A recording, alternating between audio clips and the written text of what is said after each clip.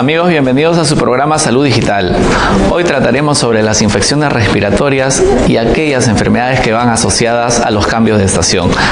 Entérese de esto y mucho más aquí en su programa Salud Digital.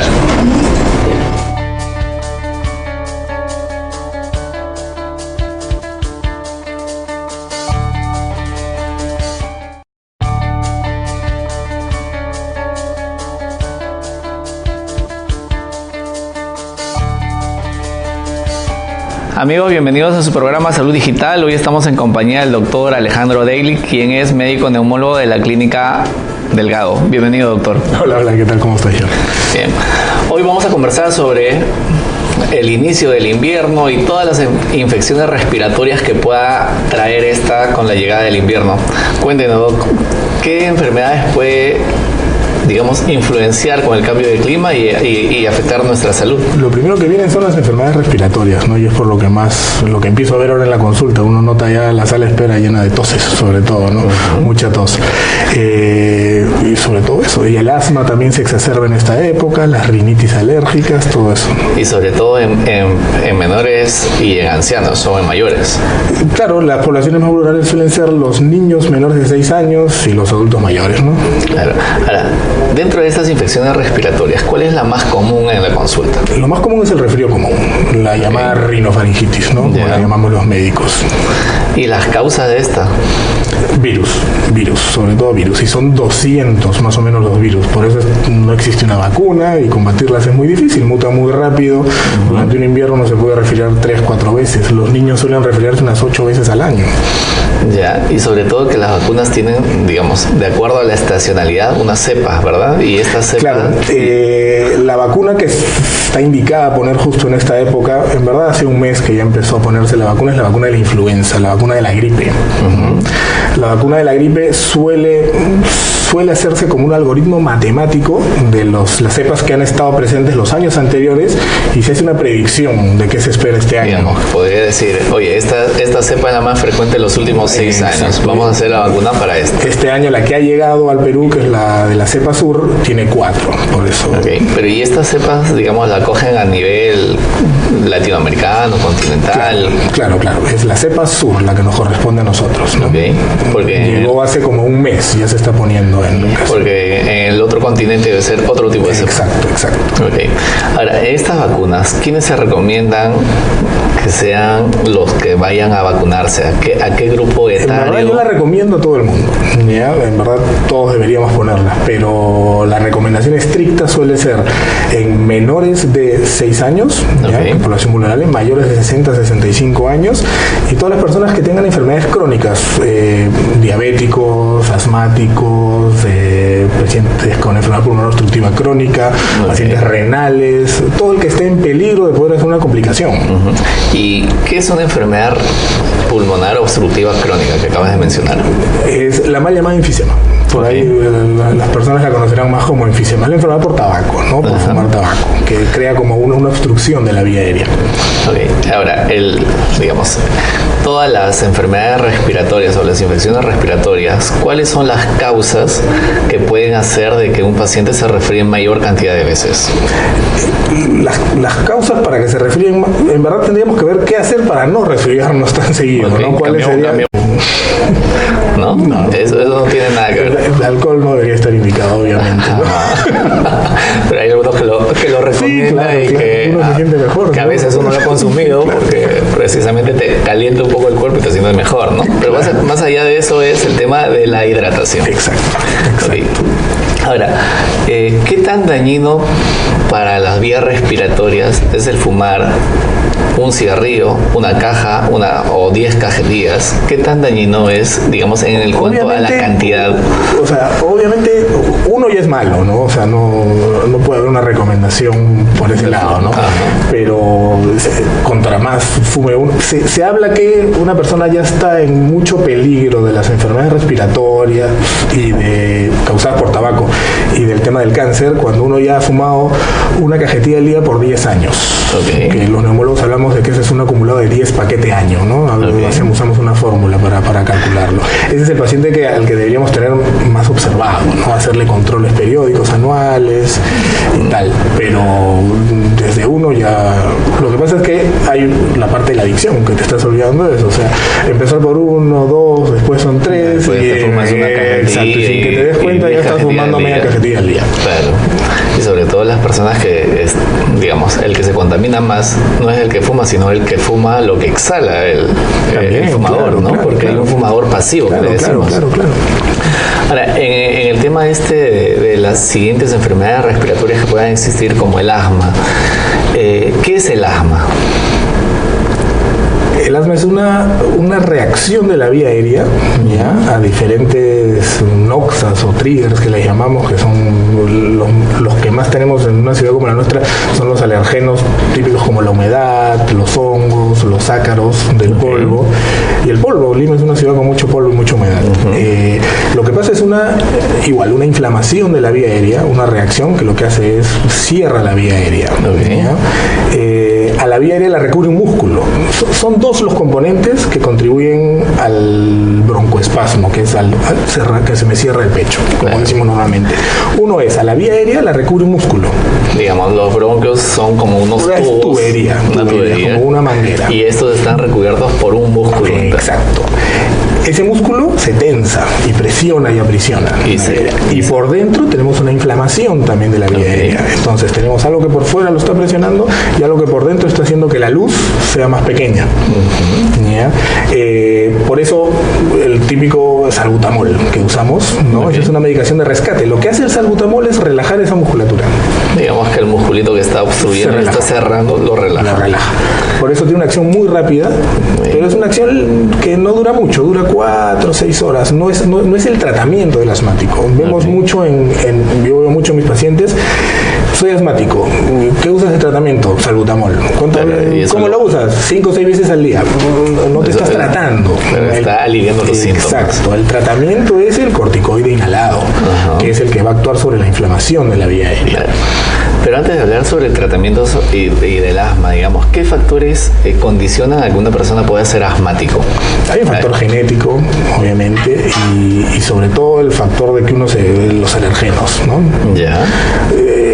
En nuestra ciudad también hay mucho rinítico alérgico, hay mucha rinitis alérgica, que es la prima hermana del asma. Pues, digamos, un rinítico o alguien que tenga rinitis. Es más común que puedan tener un asma o episodios de broncoespasmo. En el tema de esto de los factores, un rinítico, digamos, tiene la misma probabilidad o una probabilidad mayor de tener asma, porque tú dices que son los primos hermanos. Sí. Es una persona tópica, una persona alérgica, ¿no? Ya. Ahora, en el tema de los factores para el asma, son los ácaros. Sobre todo ácaros, el ácaro del polvo, ¿no? Tan conocido, la humedad, también las cucarachas. Las deposiciones de la cucaracha es un alergeno, que pocas veces lo mencionamos, pero es importante. Me gustaría que amplíes un poco más sobre este tema de las deposiciones de las cucarachas como factor predisponente no predisponente de asma, sino que factor predisponente de los ataques de asma, ¿no? El que es asmático, esas son las cosas, exacto. Por eso, recomendaciones para la casa, o sea, uno, para eliminar los ácaros, sobre todo en esta época, lavar sábanas y almohadas, pero con agua caliente. El ácaro muere a los 55 grados centígrados. Digamos, si uno lo lava con agua fría no va a pasar nada, el ácaro se da un remojón y te vuelve a fastidiar. O secarla en secadora, que ahí ya llegaremos a esos 55-60 grados. O plancharla. Lavar toda la habitación, que no haya polvo. Una persona asmática intentar que no tenga alfombras. Las cortinas, que a veces nos olvidamos, son importantes. Las persianas son muy malas, acumulan mucho polvo. Mucho más que una cortina de tela. O los rollers. La cortina de tela es más fácil lavarla. Las persianas, por como son, acumulan mucho polvo. Claro, por más que le pases las escobillas que tienes ahí. Exacto, ventilar bien la habitación para limpiarla. Y el lavado de sábanas y almohadas por lo menos una vez a la semana, por lo menos. O ahora se pueden comprar también estas fundas especiales para colchones y almohadas antialérgicas. Justo eso te quería comentar. ¿Qué tan efectivos son las sábanas antialérgicas? Lo que tienen es que tienen unos, o sea, atrapan a los ácaros, el polvo que haya queda en la almohada, no sale hacia afuera porque tiene unos poros muy pequeños. Exacto. Okay. Ahora, en el tema de las cucarachas, normalmente digamos que esa parte es desconocida para la mayoría de las personas. Eliminar, ¿no?, las cucarachas. Pero lo que causa es no la misma cucaracha en sí. No, las deposiciones. Las deposiciones. Ese es el alérgeno. Okay. Ahora, estas deposiciones, digamos que uno cómo las puede... van en las partículas de polvo. Okay. Se levantan al ambiente. Por eso también las personas asmáticas, cuando limpien casa y habitación, intentar usar mascarillas o ventilar muy bien el sitio, abiertas puertas, ventanas, para no aspirar el mismo polvo que estamos limpiando. Pero, y muchas veces lo que hacen los asmáticos es de que cierran todo porque dicen el frío me va a causar mayor alergias, ¿no? ¿Existe alergia al frío? Alergia al frío no, pero al frío como trigger del asma sí se da. Lo que hay que tener cuidado también es no tanto el frío, sino los cambios de temperatura. Okay. ¿Ya? El cambio de temperatura también baja la inmunidad momentáneamente. A veces uno está luchando contra un virus y de pronto te cambia la temperatura y ya te baja un poco. Exacto. Y el tema de la humedad. Lima es una ciudad muy húmeda y sobre todo en invierno que digamos que casi no vemos el sol en toda la estación. ¿La humedad es un factor predisponente? Sí, la humedad también. La humedad es predisponente, sobre todo pasa mucho cuando empiezas a sacar la ropa de invierno y todo eso que ha estado guardado durante varios meses y tal, eso es. Por eso esta época de cambio de clima, los asmáticos están ahí en la consulta todos los días, porque se olvidan de estas cosas, pues Claro. Sacan la ropa y no la lavan. Ahora y existen estos tubitos deshumedecedores para los armarios y los closets que son geniales en verdad. Y evita que la ropa, uno se da cuenta, uno se va de viaje una semana y regresa y los zapatos, los abrigos, las casacas, todas están llenas de este hongo blanco. Claro. Ahora, en el tema de los hongos, digamos, uno cómo puede evitar, ya nos has dado algunas recomendaciones, pero cómo puede evitar tener una predisposición o ser mucho más alérgico? ¿Existen algunas vacunas para la alergia? Ese tema en verdad yo ya no lo manejo mucho, pero no vacunas para no hacerte alérgico. Al alérgico eso se llama la inmunoterapia. Okay. ¿Ya? La persona que es alérgico normalmente se empieza con hablando de rinitis alérgica y de estas cosas, normalmente uno empieza con un tratamiento con los típicos antihistamínicos. Para la rinitis alérgica ahora existen unos sprays nasales que es corticoterapia, es corticoide nasal, igual que parecido a lo que usamos para el asma como inhalador, pero para la nariz. Y ya en el paciente, que suele ser el paciente que no responde, bueno, hay pacientes que en verdad es invalidante esto de la rinitis, o sea, todas las, sobre todo lo noto en las épocas del colegio, de la universidad, con tantos papeles que acumulan, libros que acumulan polvo y todo el día están ahí con la rinorrea. Para ellos existe ya tratamientos de inmunoterapia, que son tratamientos a largo plazo, mensuales, con vacunas. Para mejorar el tema de la inmunidad. Exacto. Ahora, ¿cuáles son los métodos diagnósticos para determinar que una persona es asmática o cómo se diagnostica? ¿Es netamente clínico o hay pruebas que ustedes realizan? Es muy importante la parte clínica, ¿ya? Sobre todo la historia clínica, lo que te cuenta. Lo digamos típico que es un 80-90% del diagnóstico. Tos nocturna, las sibilancias. A veces los pacientes por la noche escuchan sus propias sibilancias, que es el silbido del pecho cuando el aire pasa por la vía aérea que está cerrada. Tos, muchas veces cuando vemos pacientes con tos seca, tos crónica, tos seca crónica, tos nocturna, que te cuenta hace un año que estoy tosiendo, o sea, tiene que ahí prenderse el foquito de esto puede ser un asma. Es una de las patologías que hay que descartar. Lo que haríamos en la consulta sería un hemograma para ver el tema de la eosinofilia, a ver si hay por ahí un tema alérgico. Pedimos una espirometría, que es una prueba para ver, corroborar si es que hay un broncoespasmo, si la vía aérea está cerrada. Eso no nos los descarta tampoco, porque el asma por definición es variable. Uno puede hacer la prueba y estar bien en ese momento, porque el asma va y viene. Claro, si lo encontramos en el momento, puede ser que vaya a la consulta totalmente asintomático. Y uno dice no tiene nada. Por eso a veces iniciamos tratamiento como una prueba terapéutica, a ver cómo le va al paciente, ¿no? Y dentro de estos, digamos, de estas pruebas terapéuticas, ¿existen líneas o pasos a seguir en lo que es un tratamiento para el asma? Normalmente iniciamos con lo que hablamos hace un momento, el salbutamol, que relaja el músculo, ayuda a ver, lo usamos como prueba porque, vas a usar esto cada vez que, Claro que sí. si te cuenta alivio, pues nos está orientando y ese me sirve para saber si lo está usando, qué tanto lo usa, a ver si necesita algo más. Un paciente plan terapéutico un poco más alto. Un paciente que tiene síntomas y necesita su Ventolin 3 veces por semana ya es un paciente candidato a darle un tratamiento llamado preventivo, el corticoide inhalado, ¿no? Bien, pero con el tratamiento vamos a volver tras la pausa. Perfecto.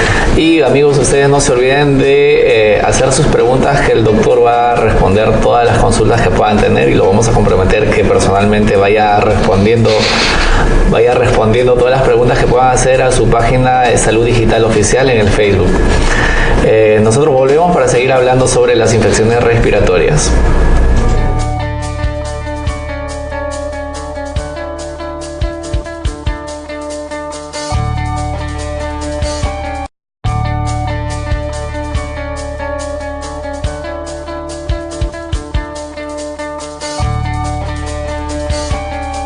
Amigos, continuamos con su programa Salud Digital. Estamos con el doctor Alejandro Daily, quien es médico neumólogo, con quien estamos hablando sobre las infecciones respiratorias. Y estábamos hablando precisamente sobre una de las más comunes, que es el asma, ¿no?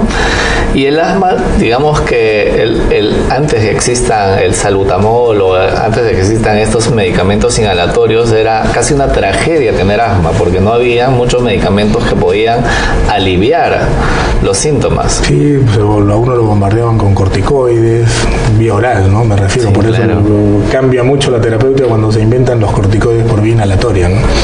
La dosis ahí se mide. Le tienen mucho miedo a los corticoides las personas, me pasa cada rato en la consulta. Claro, no, pero porque se ha creado un mito. Me voy a engordar, que no sé qué, con el corticoide inhalado. El corticoide inhalado, la dosis se mide en microgramos. O sea, que es mejor inhalarte un corticoide que tomarte una pastillita. Mucho mejor, o sea, meses de corticoide inhalado equivalen a lo que recibe un paciente en una crisis bioral, ¿no? Y aquí las personas lo van y lo compran, o sea, en la farmacia. Y ¿por qué? Porque se sienten mejor. Y nadie les ha explicado que es mucho mejor la otra terapia, pues, la terapia inhalada. Y muchas veces el paciente, como dices, le tiene miedo al corticoide y no lo aplica y va con el salbutamol, porque el asma es una patología que va como una escalera que va subiendo y ascendiendo y no tiende a bajar. Y me pasa mucho también que uno les explica, ¿no? Te voy a dar un corticoide inhalado y, pero corticoide. Se le paran los pelos de punta. Pero ese paciente, cada vez que se resfría, está yendo a la farmacia que le apliquen dexametasona y no le han dicho que eso es un corticoide. Claro. O sea, van y piden el coctelito para el resfrío y les ponen, ¿no? El típico, un antibiótico y una dexametasona inyectada 3 días. Y por más que no necesiten, ¿no? Exacto. Ahora, también existe otra creencia de la gente, que el uso prolongado de inhaladores te puede crear adicción. ¿Qué tan de cierto hay en esto? No produce adicción, no hay nada. Lo que pasa es que, claro, eso pasa con el salbutamol, eso también lo escucho mucho. No quiero usarlo porque me voy a volver adicto. Claro. ¿Por qué? Porque no es que se vuelvan adictos, sino que se dan cuenta que lo empiezan a usar y mejoran, entonces lo usan mucho. Pero es que ese no es el tratamiento, como ya hemos explicado hace un rato. El tratamiento es el corticoide inhalado. Entonces, un paciente que usa mucho el salbutamol, se le inicia su corticoide inhalado buscando que ya no tenga necesidad de usar el salbutamol. Ajá. Además, el salbutamol, como nos habías explicado, tiene un tiempo de vida muy corto. Son 4 o 6 horas. Claro. Entonces, pero también hay inhaladores que tienen un tiempo de duración mucho más largo, más prolongado. Eso ya viene para un asma que no se controla. El asma normalmente, cuando lo estamos sospechando y lo diagnosticamos, el tratamiento lo iniciamos con el salbutamol, como explicamos hace un momento. Depende del uso y la necesidad que tenga el paciente del salbutamol, añadiremos un corticoide inhalado. El corticoide inhalado a diferentes dosis baja, media, alta.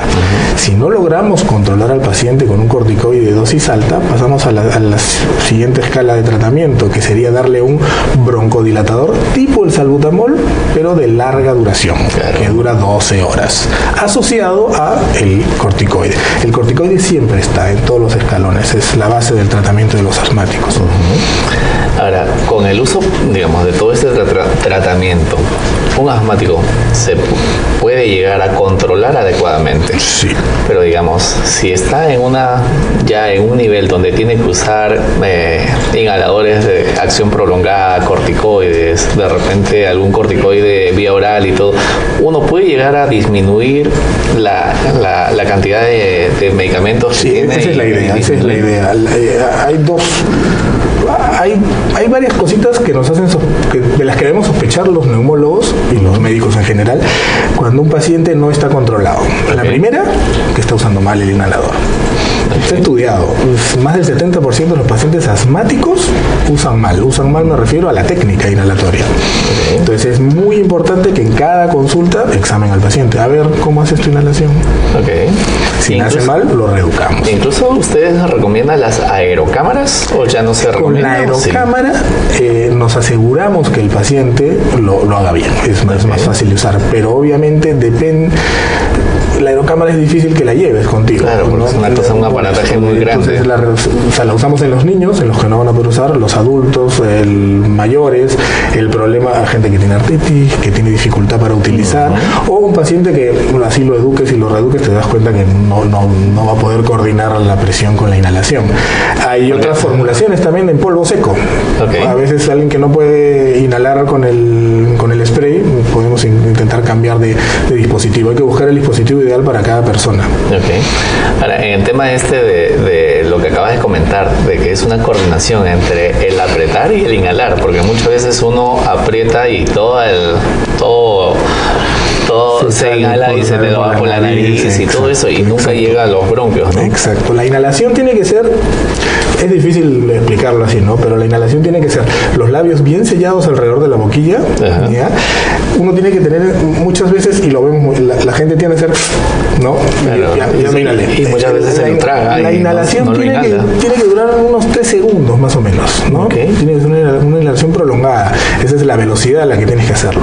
Y otra de las cosas importantes es uno tiene que iniciar la inhalación y de ahí presionar. Porque si uno presiona e inhala, sale tan rápido que la mitad ya se queda en la boca. Qué interesante eso. Y esas son las cosas que hay que educar al paciente en la consulta. Y no solo eso, también está estudiado que uno lo educa, pasan 2 meses, vuelve y se olvidó. Por eso en toda consulta siempre tiene que haber un momento, hay que intentar, si viene el médico o que tenga una enfermera afuera o una técnica que esté dedicada a eso, ¿no? A educar al paciente en el uso de sus inhaladores. Claro. Ahora, el tiempo de una inhalación tras otra, ¿cuánto es lo recomendable que uno debe esperar para volver a inhalar? Esa es la parte más difícil. Tiene que ser un minuto y medio, 2 minutos, pero nadie lo suele hacer. Porque lo suelen hacer más con una crisis cree que presionando y haciendo más pasos vas a aliviarte más rápido. Hay que tener un poco de paciencia y esperar a que haga efecto, ¿no? Claro. Ahora, pasando a otro tema, en el tema de la tos crónica, que generalmente se da en personas fumadoras, o en qué otros casos se puede dar una tos crónica. Por definición, la tos crónica es la tos que dura más de 8 semanas. ¿Por qué? Porque hasta las 8 semanas le damos normalmente una tos postinfecciosa. O sea, si el paciente viene y te cuenta, que lo estoy viendo mucho, ahora han habido 2 o 3 medias epidemias virales de una tos que ha estado durando 4 o 5 semanas, y el paciente normalmente viene a la 3ª semana, hace 3 semanas que estoy tosiendo, no sé qué me pasa. Entonces uno, haciendo un poco de historia, no recuerda si estuviste resfriado, con un poco de dolor de garganta, un poco de malestar cuando empezó todo esto. Sí, te dicen. Entonces esa es una tos postinfecciosa. ¿Que puede durar tanto tiempo? Normalmente 4 o 6 semanas. 8, por eso le damos hasta 8. La media suelen ser entre 3 y 5 semanas. Digamos que un paciente que haya tenido un resfrío o una infección puede quedar durante hasta 8 semanas con una tos que no implica una enfermedad adicional. No, queda una inflamación de las vías aéreas superiores, que lo que hacen es esa típica picazón. Por eso estas toses suelen darse más cuando uno habla mucho, está hablando, o se ríe, o por la noche las personas que, sobre todo los riníticos que suelen respirar mucho por la boca, eso que se levantan con una sequedad aquí y tosen y tosen. Entonces normalmente en nuestro medio solemos hacer una radiografía antes, no esperar esas 5 semanas por el tema de la tuberculosis, ¿no? Claro, que es un factor muy común. Entonces, teniendo tu radiografía normal y sabiendo en la historia que ha habido una infección, un poco de paciencia, algunos sintomáticos y hay que esperar. Sobre todo si la tos está mejorando, ¿no? Porque, o sea, no es que tosa más, pero sigo tosiendo, ¿no? Claro, entonces, muchas veces vienen y dicen, oye, he ido al doctor, me ha recetado esto, pero sigo con tos. Claro, y normalmente suelen ser antibióticos, todo el mundo va, compra su antibiótico, la famosa citromicina que la venden como caramelos. Que está haciendo bastante resistencia, además. Eso no mejora, pues eso no mejora. Ya en el trabajo los quieren botar, porque todos los compañeros no me tosan, se lo andan al médico. Tosa en la cabeza del compañero. Sí, claro. Entonces, hasta ahí. Entonces, pasadas las 8 semanas ya estamos hablando de una tos crónica. Okay. Con eso también un poquito de historia clínica, porque a veces te dicen, pucha, hace 5 meses que estoy tosiendo, pero una vez que preguntas, claro, como puede durar tanto una tos por una infección respiratoria alta, a veces uno se vuelve a resfriar sin que haya terminado con la anterior. Entonces, eso arrastra un poco de tos. Y la tos crónica, bueno, viene un paciente, en verdad hace un año que toso, ya me han he ido al médico, me han dado tratamiento, no mejoro. Lo primero que debemos hacer es una radiografía. Ok, que es el examen, digamos, de inicio para todo tosedor crónico. Exacto. Una radiografía, hacemos una espirometría, a veces buscando un asma, sobre todo en nuestro medio, y ahí se hablan de 3, o sea, con esas 2 cosas, si las tenemos normal, ya empezamos a buscar un poquito más, y a veces repetir un poco la historia. Hay 3 causas clásicas de la tos crónica. Uno, un asma no diagnosticado, obviamente es un paciente no diagnosticado, porque un paciente que viene y te dice...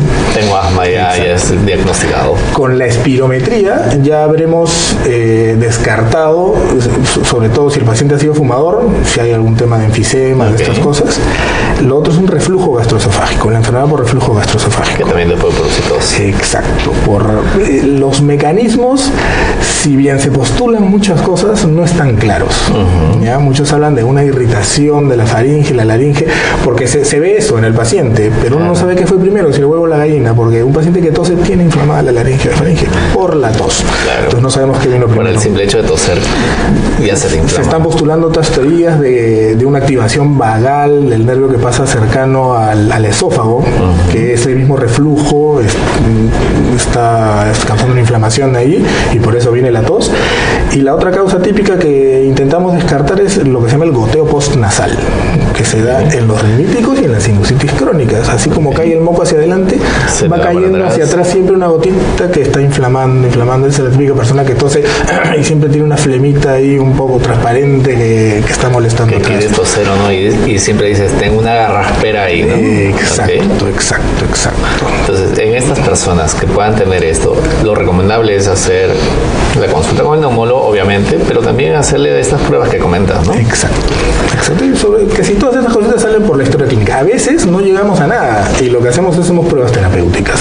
Teniendo estas causas, si por ahí nos suena que puede ser algo de esto, damos tratamiento para la rinitis, tratamiento para el reflujo, tratamiento para el asma y a veces tratamiento para las 3. Porque en verdad es muy molesto y la gente, igual con todo esto, creo que sobrepasa el 50% de las personas no se encuentra una causa y siguen tosiendo, hagamos lo que hagamos. ¿Y qué tanto influye el tema emocional en personas tosedoras crónicas con el tema y en los asmáticos? Por ejemplo, las personas ansiosas. En el asma siempre se ha hablado del asma emocional, pero a mí siempre me ha parecido que ¿cómo no va a estar alguien emocional si le está faltando el aire? Claro, está con la sensación de ahogo crónicamente. Como el dolor, o sea, obviamente estoy ansioso y contra más ansiedad tengo, siento más el dolor, igual es con la falta de aire, ¿no? Okay. Ahora, con el tema de los tosedores crónicos, digamos, habíamos hablado sobre los fumadores crónicos. ¿El simple hecho de fumar te puede producir una tos crónica sin tener ninguna enfermedad asociada? ¿O es que el fumar te produce algo más? O sea, el fumar produce obviamente una irritación de toda la vía aérea, por donde entra el humo hasta los pulmones, pero la típica causa de la tos es la enfermedad pulmonar obstructiva crónica, ¿no? Eso es lo que debemos buscar en un fumador, ¿no? Por eso hacia ahí enfocamos las preguntas típicas en alguien que fuma, alguien que ya fumó mucho y toses mucho, te levantas con tos, tienes mucha flema por las mañanas, buscando lo que se llaman los criterios de una bronquitis crónica. Claro. Y en el tema de las fibrosis pulmonares, digamos, el ser fumador crónico te puede llevar a tener una fibrosis. La fibrosis pulmonar es que hay muchas causas de fibrosis pulmonar. Claro. La mala, la que le tenemos miedo, la que sabemos o sea, 3 años de expectativa de vida, es la fibrosis pulmonar idiopática. Okay. En medicina todo lo idiopático es, no sabemos. No se sabe por qué viene. La fibrosis es un acúmulo de material fibrótico alrededor de los alvéolos, donde es el intercambio gaseoso. O sea, no es una enfermedad de la vía aérea, es una enfermedad del pulmón, del órgano, del intersticio, ¿no? Y esa es la fibrosis pulmonar idiopática, va por ahí. Hay causas de fibrosis que cuando sospechamos en un paciente de fibrosis, lo que quiero buscar como médico es que no sea esa. Okay.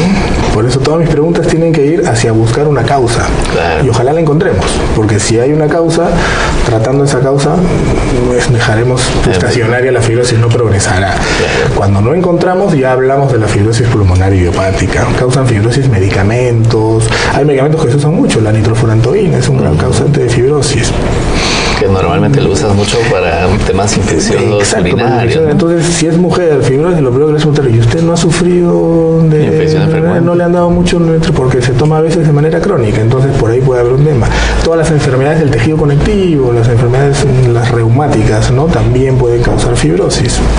Entonces, eso es lo primero.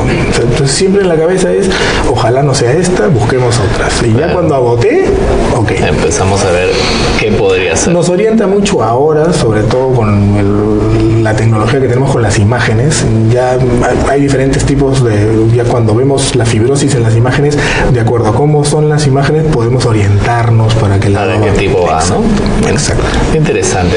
Bueno, amigos, estamos conversando con el doctor Alejandro Dale, quien es médico neumólogo, sobre las infecciones respiratorias, y no se olviden de hacer sus consultas a través de nuestro Facebook, que es Salud Digital Oficial.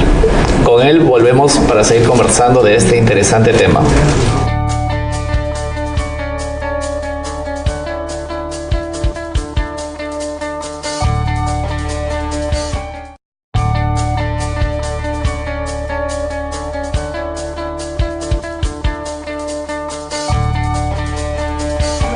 Amigos, continuamos con el programa Salud Digital y estamos hablando sobre las infecciones respiratorias y habíamos comentado sobre, digamos, el enfisema, el asma, pero yo quería preguntar sobre algo que es muy común, sobre la apnea del sueño. ¿Qué nos puedes decir sobre esto? Es común y poco conocida. O sea, se diagnostica poco, sí, pero existe. Pero para, digamos, orientarnos, ¿qué es la apnea del sueño? La apnea del sueño es durante la noche, cuando uno está durmiendo. Estamos durmiendo, en algún momento de la noche colapsa la vía aérea y uno se queda sin respirar. Digamos, se queda un periodo, ya sea corto o prolongado, 10 segundos como mínimo para poder decir que es una apnea.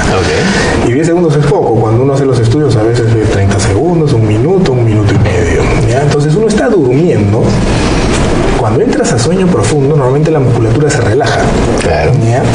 Colapsa la vía aérea, uno deja de respirar y lo que hace el cerebro es un micro despertar. O sea, te dice, oye, te estás quedando sin oxígeno, despiértate. Claro, tú no te despiertas conscientemente, pasas de un sueño profundo de descanso a un sueño más superficial. Al final no llegas a descansar. Entonces uno está sin respirar y se despierta, respira, pero uno está dormido. Uno no se da cuenta que está haciendo esto. Tal vez la pareja sí, ¿no? Pues el típico roncador. Claro, y que de un periodo largo sin respirar, roncas, pero... Exacto. Entonces, sobre todo, esto se relaciona mucho, sobre todo en hombres, a la obesidad, porque el hombre tiene una obesidad más de típico cuello, troncular, mientras que la mujer no suele engordar en esas zonas.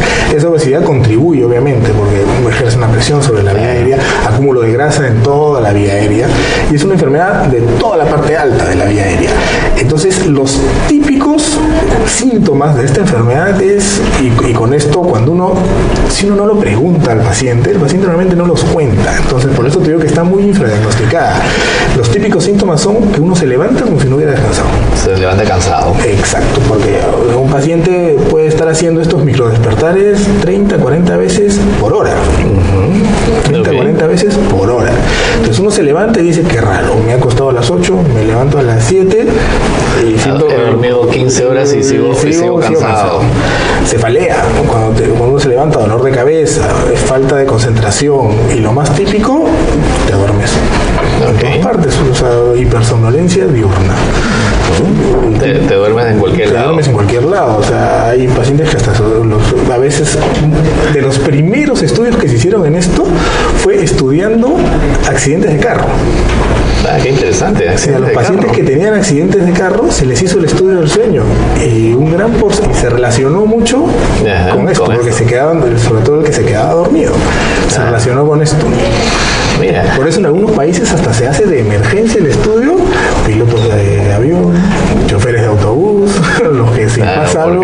Ellos están más propensos a hacer o provocar un accidente que puede llevar a... Y se hace, para diagnosticarla se hace una prueba muy simple. O sea, un paciente se va a dormir, se le conectan... ¿Y lo monitorean? Se le monitorean el ronquido, cuántas veces, cómo se expande el tórax, la respiración.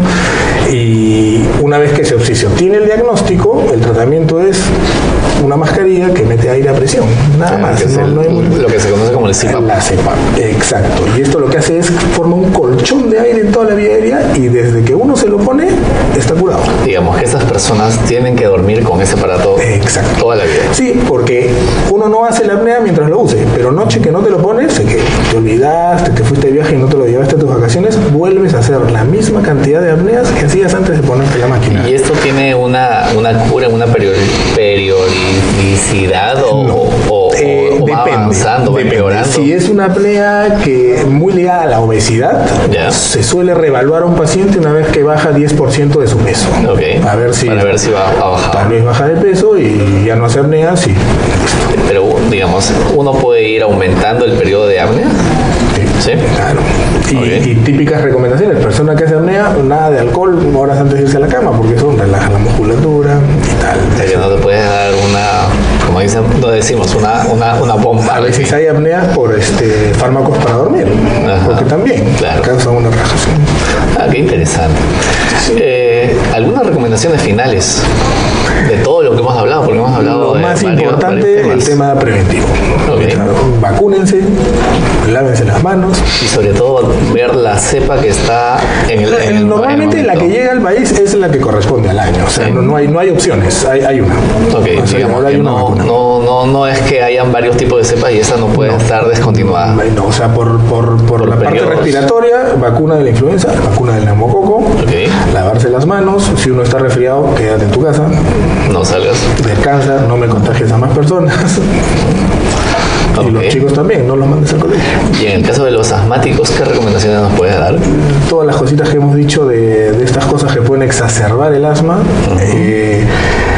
busquen a un neumólogo, porque veo muchas personas que, claro, mi amigo usa salbutamol, yo me lo compro en la farmacia y con eso estoy bien, pero como hemos dicho, ese no es el tratamiento y lo están usando 5 o 6 veces al día, todos los días. Hay que ver qué es lo que produce en realidad, ¿no? Porque el diagnóstico adecuado va a llevar a un tratamiento adecuado. Exacto. Además necesitas un control, ¿no? Que eso es lo que falta. Porque los que somos asmáticos vamos a ser toda la vida asmáticos. Lo más probable es que sí. Y no vamos a estar con nuestra tosecita inhalando todo en todo momento, ¿no? Bueno, ¿dónde te podemos encontrar, Alejandro? Yo estoy en Clínica Delgado. Digamos, algún teléfono para que te puedan llamar. El teléfono de la clínica es el 377-7000, ese es el call center. Y pedir la cita con el doctor Alejandro Degli. ¿Algún correo? Neumo, de neumología, y mi apellido, daily@gmail.com. Perfecto. Muchísimas gracias por la visita y por todas las recomendaciones que nos has brindado. Y con nosotros, amigos, será hasta un siguiente programa.